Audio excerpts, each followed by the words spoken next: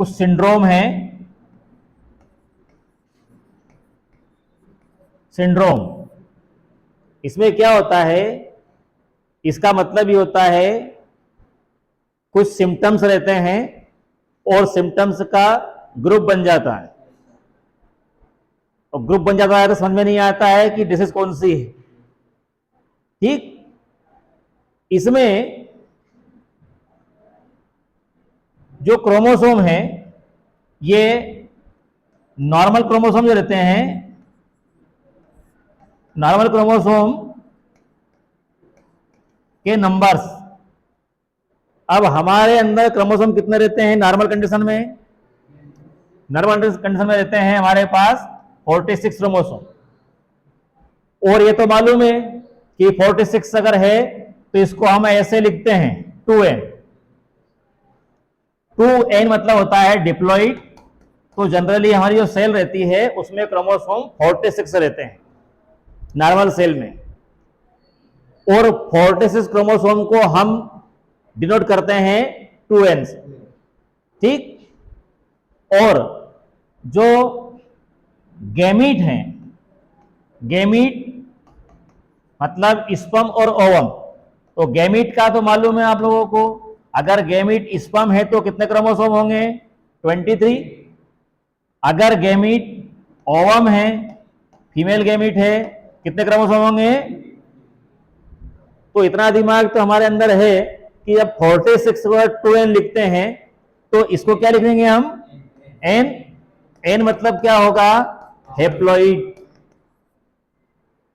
ठीक, ये जो कंडीशन लिखी हमने व्हाइट कलर से लिखी हुई है, ये कंडीशन है नॉर्मल।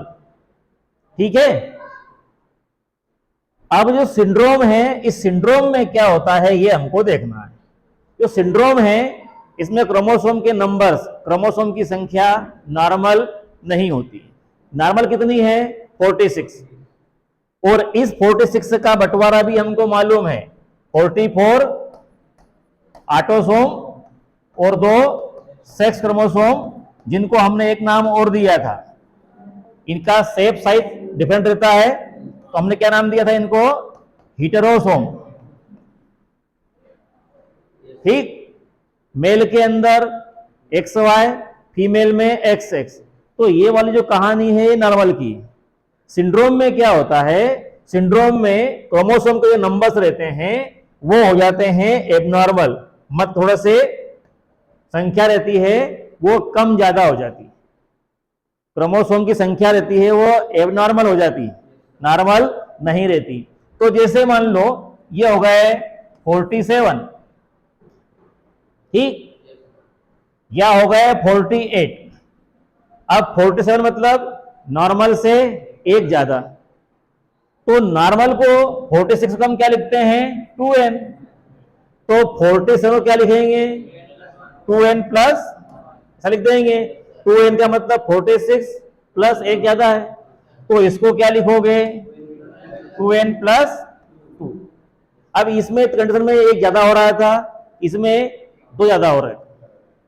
ठीक, कभी कभी ऐसा भी हो सकता है कि क्रोमोसोम हो गए 45, मतलब नॉर्मल से एक कम होना चाहिए, 46 हो गए 45। तो 46 को हम लिखते हैं 2n, तो यहां लिखना पड़ेगा -1, मतलब 46 में से घटा देंगे 45 आ जाएगा।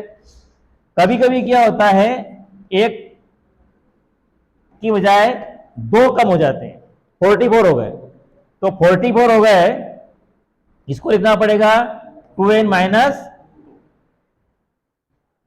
ठीक, यहां पर हमने क्या किया है, नॉर्मल क्रोमोसोम में एक या दो ज्यादा किए हैं या फिर एक या दो कम किए हैं। कभी कभी क्या होता है, क्रोमोसोम का पूरा सेट चेंज हो जाता है। मान लो क्रोमोसोम सेट में कितने हैं? एक सेट में क्रोमोसोम रहते हैं 23, और दो सेट में कितने रहते हैं? 46। अगर 3 सेट हो गए तो वो होती है फिर पॉलीप्लॉइडी, वो अलग कहानी है। अभी हम डिस्कस कर रहे हैं सिंड्रोम पर। सिंड्रोम की कहानी ये है कि एक तरह का बीमारी का पूरा समूह होता है। सिम्टम्स का पूरा ग्रुप होता है, और इस ग्रुप के अंदर जो नॉर्मल क्रोमोसोम रहते हैं उनसे क्रोमोसोम के नंबर्स, क्रोमोसोम की संख्या या तो 1 या 2 कम हो जाते हैं, या 1 या 2 बढ़ जाते हैं, अधिक हो जाते हैं।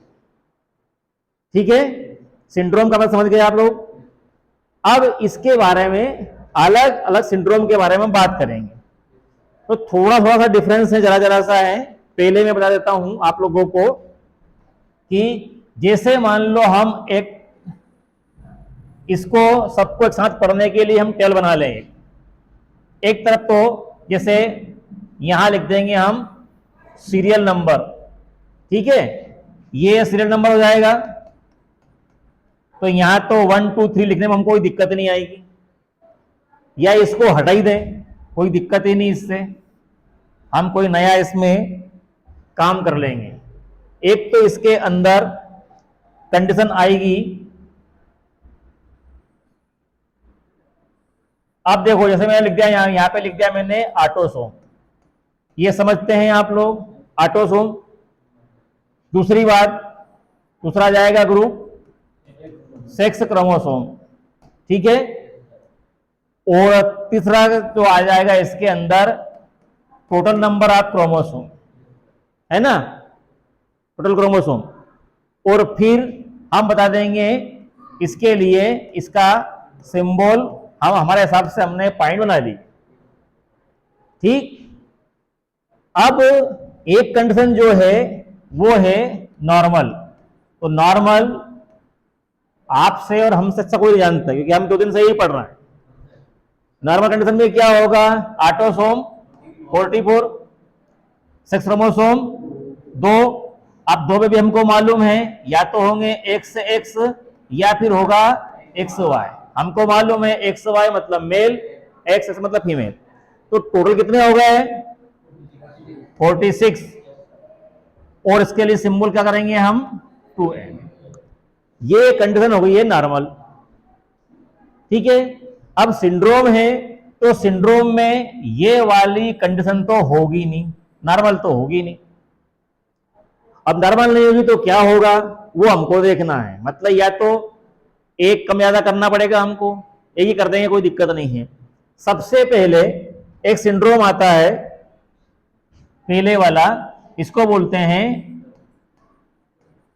Down syndrome. Down syndrome. अब ये जो डाउन्स हैं, इससे आप अनुमान लगाओगे कि नॉर्मल क्रोमोसोम से क्रोमोसोम डाउन हो गया, पर ये डाउन मतलब नीचे वाला नहीं है, ये डाउन से लिखा है, मतलब ये साइंटिस्ट का नाम है, इसलिए आपको क्रोमोसोम नॉर्मल से कम नहीं करना है, ठीक है। ये जो डाउन सिंड्रोम है, इसमें क्या होता है, जो क्रोमोसोम है ये क्रोमोसोम हो जाते हैं 47। कितने हो गए, 47 हो गए, मतलब नॉर्मल से एक ज्यादा है। तो हमारा जो अनुमान था वो तो गलत ही हो गया, है ना। अब अगर संख्या बड़ी है इसकी, तो संख्या बढ़ेगी कहां पर वो हमको देखना पड़ेगा। यहां हम 45 कर दें क्या, या यहां पर 2 से 3 कर दें, ये नहीं करना पड़ेगा। तो ऐसी कंडीशन में बताना पड़ेगा आपको कि यहां पर क्रोमोसोम जो रहते हैं वो हो जाते हैं 45। होना कितने चाहिए, 44 होना चाहिए, 45 हो गए। अब यहां हमने बढ़ा दिया, तो यहां तो हमको लिख देंगे 2 रहते हैं, वो X हो सकते हैं, XY हो सकते, ठीक। तो यहां क्या लिखना पड़ेगा आपको, 47, और यहां लिखना पड़ेगा आपको 2n+। अब ये कितने पेयर थे नॉर्मल, कितने पेयर हो जाएंगे 44 के, 22 पेयर, है ना। तो इसमें क्या होता है कि फर्स्ट पेयर जो रहता है उसमें 2 क्रोमोसोम, सेकंड पेयर रहता है उसमें 2 क्रोमोसोम, थर्ड, फोर्थ, फिफ्थ, कहां तक, 22 तक, पर बीच में 21 आएगा। तो जो 21 पेयर रहता है, कौन सा, 21 पेयर रहता है। अब पेयर में कितने क्रोमोसोम होना चाहिए, 2, पर यहां पर इसमें 3 हो जाते हैं। समझे क्या? मतलब जो ऑटोसोम है 22 पेयर, वो 22 पेयर से एक ज्यादा होता है। मतलब किसी एक पेयर में 2 की जगह, तो कौन से पेयर में? 21 पेयर में, 21 पेयर में होना चाहिए 2, कितने हो गए? 3। इसलिए इस डिसीज का एक नाम और मिलेगा आप लोगों को, इसको कहीं कहीं मिला, लिखा मिले आप लोगों को ट्राइसोमी, ऐसा लिखा मिल सकता है आपको ट्राइसोमी। मतलब 2 की बजाय उसमें 21 पेयर में 3 क्रोमोसोम रहते हैं। तो डाउन सिंड्रोम में जो सही ध्यान रखने की बात है वो ये है कि इसमें नॉर्मल क्रोमोसोम जो रहते हैं उनसे एक क्रोमोसोम ज्यादा रहता है। क्रोमोसोम ज्यादा होगा वो कहां होगा? वो होगा ऑटोसोम में। ऑटोसोम में भी कहां होगा? 21 पेयर में 2 होना चाहिए, 3 हो जाते हैं। ठीक है, कोई दिक्कत नहीं है डाउन सिंड्रोम में। इसके बाद फिर हम देखेंगे जो नेक्स्ट सिंड्रोम होगा वो होगा, इसको बोलेंगे टर्नर सिंड्रोम। अगला कौन सा हो गया? Turner syndrome. टर्नर सिंड्रोम, इसमें हम बताएंगे कि जो क्रोमोसोम है तो नॉर्मल, उससे क्रोमोसोम एक कम हो जाता है। एक मतलब कितने हो गए? 45 हो गए। तो यहां पे क्या लिखना पड़ेगा हमको? ये लिखना ही पड़ेगा, है ना। अब इसके बाद जो हमको कम करना है वो कम कहां करोगे? तो इसमें भी ये जो ऑटोसोम रहते हैं कितने? 44, ये नॉर्मल हो गए।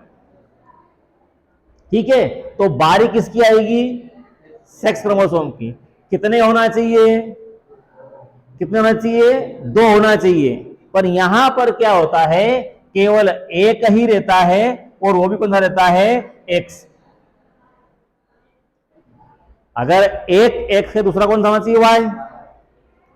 अगर एक एक्स से दूसरा कौन सा हो सकता है? एक्स से भी हो सकता है। तो 2 एक्स होना चाहिए, या फिर एक एक्स और एक वाई होना चाहिए। सेक्स क्रोमोसोम 2 होना चाहिए। 2 की जगह पर केवल एक ही रहता है। किसमें? Turner syndrome. तो ऊपर वाले में तो हमने बढ़ा दिया था एक, नीचे वाले में हमने कम कर दिया। ठीक, और देखो आप लोग, तो अगला जो डिसीज रहेगा इसमें, अगली जो बीमारी होगी इसमें देखोगे आप लोग, तो एक आता है क्लिनफेल्टर। क्लिनफेल्टर्स, ये भी एक तरह का सिंड्रोम है, क्लिनफेल्टर्स। और ये टर्नर सिंड्रोम से थोड़ा सा अपोजिट है। इसमें क्या होगा? इसमें क्रोमोसोम के जो नंबर्स होंगे वो होना चाहिए कितने? 46, हो जाते हैं 47। 47 हो गया, मतलब 2n + 1। ठीक, एक क्रोमोसोम बढ़ गया, तो बड़ा हुआ तो यहां पर भी था, पर यहां कहां बढ़ा दिया था हमने? ऑटोसोम में बढ़ाया था। यहां पर ये जो ऑटोसोम है ये 44 होना चाहिए, 44 ही है, तो संख्या बढ़ाना पड़ेगी यहां पर। तो इसमें क्या होता है? इसमें एक एक्स, दूसरा एक्स और तीसरा वाई। सेक्स क्रोमोसोम कितने होना चाहिए? 2 होना चाहिए, पर 3 हो गए।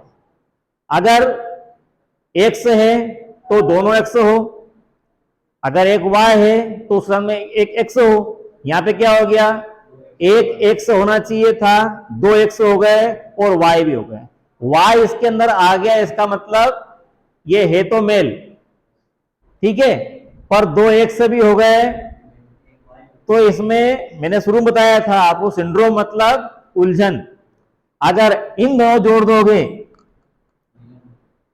तो ये फीमेल हो जाएगी, और इन दोनों जोड़ दिया ये मेल हो जाएगा। तो ये बच्चा हरकत कैसी करेगा? कभी लड़की से हरकत करेगा। हरकत करने का मतलब कि हो सकता है चेहरे पे दाढ़ी मूछी आ जाए, और चलने में चाल देखी है आप लोगों ने, मटक कर चले, है ना। तो ऐसी कंडीशन बन सकती है। एक दूसरे को मत देखो आप लोग, तो आप क्या एनालिसिस करना शुरू कर दें। क्या टाइम लगे एनालिसिस में कि यार ये हरकत तो इसी कर रहा था, है कि? अच्छा, ये ऊपर वाला जो दिख रहा है आपको, इसके अंदर आपको एक एक्स दिख रहा है, तो जनरली ये डिसीज जो होगी ना, ये किसमें होगी? फीमेल में। और ये किसमें होगी? मेल में, क्योंकि इसमें वाई है, इसमें वाई है ही नहीं। और ये दोनों में हो सकती है ऊपर वाली, कौन सी? डाउन सिंड्रोम, क्योंकि उसमें तो एक्स और वाई दोनों होंगे, दोनों एक्स हो सकते हैं, तो एक एक्स एक वाई हो सकता है। ठीक, तो ये तीन में कोई दिक्कत है क्या? Down syndrome, Turner syndrome, Klinefelter. ठीक, अब कभी कभी क्या होता है, एक आध बता देता हूं आप लोगों को मैं। एक होता है सुपर मेल, सुपर मेल। अब ये, हाँ, इसमें क्रोमोसोम रहते हैं ऐसे 2n+1, तो हो गए कितने? 47 तो हो ही गए। ठीक, अब इसमें 44 तो ये हो गए ऑटोसोम, मेल है, तो ये ऐसा हो जाएगा इसके साथ, ये एक्स वाई वाई, वाई एक होना चाहिए, और इसमें 2 वाई हो गए और एक एक्स भी हो गया। क्या ये तो सुपर मेल है ना, वो स्ट्रांग होगा, वो थोड़े समय के लिए होगा स्ट्रांग। अगर हम बात करें सुपर फीमेल की, तो समझ ही गए होंगे आप लोग, सुपर फीमेल में क्रोमोसोम की कंडीशन क्या होगी? 44 ऑटोसोम, है ना? यहां क्या होगा?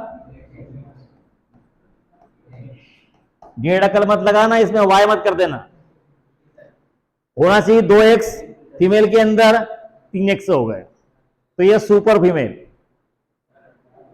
यहां भी क्या लिखोगे आप? 2n+, तो क्रोमोसोम की ये जो अब सारी पढ़ी कहानी हमने, ये पूरी क्रोमोसोम की एबनॉर्मेलिटी है। चाहो तो आप लोग इसमें पूरी टेबल बना देना, तो टेबल बनाने से थोड़ा सा और आसान हो जाएगा आपको याद करना, ये इस तरह से। ठीक है, हर डिसीज के बाद एक लाइन खींच देना इस प्रकार से। मैंने वैसे अलग अलग कलर कर दिए हैं इसमें, तो आप थोड़ी सी आसानी होगी। ठीक है, अब ये जो बीमारी जितनी लिखी है हमने, जितने सिंड्रोम हमने पढ़ रखे हैं, ये इन सब सिंड्रोम के जो सिम्टम्स रहते हैं वो लगभग लगभग एक जैसे होते हैं। मैंने बता दिया ये फीमेल से रिलेटेड है, ये मेल से रिलेटेड है, ये बता दिया हमने इसमें मेल से रिलेटेड रहेगी, ये फीमेल से और दोनों से। ठीक है, अब इनमें क्या होगा, जैसे मान लो फीमेल है, फीमेल डिसीज है, तो उसकी जो ओवरी होगी उसमें ओवम नहीं बनेगा। मेल है तो टेस्टिस है, उसमें स्पर्म नहीं बनेगा। उसकी जो डेवलपमेंट, उसका मेंटल डेवलपमेंट वो होता नहीं है। उसका जो फिजिकल डेवलपमेंट रहता है, मतलब बॉडी ग्रोथ भी नहीं करती है। वैसे तो क्या होता है, इन सारे सिंड्रोम्स के अंदर जो बच्चा रहता है वो मैक्सिमम जिंदा रहता है 12 साल तक जिंदा रहता है, 12 ईयर। उसके पहले पहले उसकी डेथ हो जाती है। तो ये तो अच्छी बात है कि आप में से, हम में से किसी को बीमारी, क्योंकि हम 12 साल क्रॉस कर चुके हैं, तो किसी में भी नहीं होगी। सिम्टम्स की अगर बात आती है, आपसे पूछते हैं डाउन सिंड्रोम क्या होता है, इसके सिम्टम्स लिखिए, कैरेक्टर लिखिए इसके, तो आप क्या बताओगे? ये चीज जो लिखी हुई है ये बिल्कुल सही होना चाहिए। बाकी तो क्या है, ग्रोथ नहीं होगी, मेंटल डेवलपमेंट नहीं होगा, फिजिकल डेवलपमेंट नहीं होगा, स्पर्म ओवम नहीं बनेंगे, वो कैसा हो जाएगा? वो फर्टाइल नहीं रहेगा, क्या जाएगा? स्टेराइल हो जाएगा। वो स्टेराइल मतलब गैमेट बनेंगे ही नहीं, तो बच्चे पैदा करने में वो असक्षम रहेगा। ऐसा आप लोगों को इसमें लिखना है। ठीक है,